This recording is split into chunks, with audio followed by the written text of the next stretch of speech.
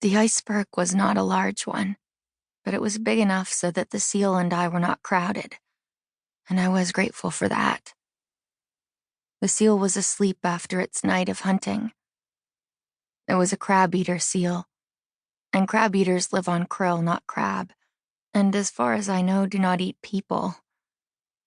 I willed it to stay asleep and not even notice that Vicky Austin was sharing its iceberg, which was floating majestically in the dark and icy waters of the Antarctic Ocean, or that my heart was beating wildly with terror. The sun was out, and the sky was high and blue and cloudless. I was shivering uncontrollably despite my long winter underwear, turtleneck, heavy sweater, bright red parka. I had on lined blue jeans with yellow waterproof pants over them. I wore 3 pairs of socks under green rubber boots. I was highly visible, if there had been anyone around to see me. I tried to control my panic, to assess my situation. Several things could happen. I could be missed and someone would come for me. That was my brightest hope. But I had to face the possibility that nobody would find me in this vast space, and that I would ultimately freeze to death. Or the iceberg might overturn as they sometimes do, and I would be plunged into the water and die quickly from hypothermia.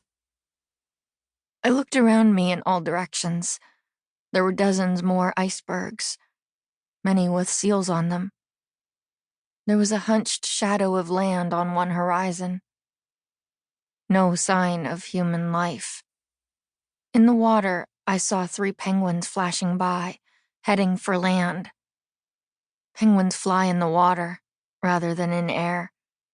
I watched them until I could not see them any longer. They say that drowning people relive their entire lives in a flash. I'd been on the iceberg only a few minutes, long enough to be terrified, but not long enough to despair. That would come later. How did I get to be on an iceberg in Antarctic waters in January, which is summer? But even summer is cold in that land of unremitting ice. It went back a few months to those last weeks of summer before school starts. I was still 15 then, feeling lost and alien, though I had yet to learn what being truly alien feels like.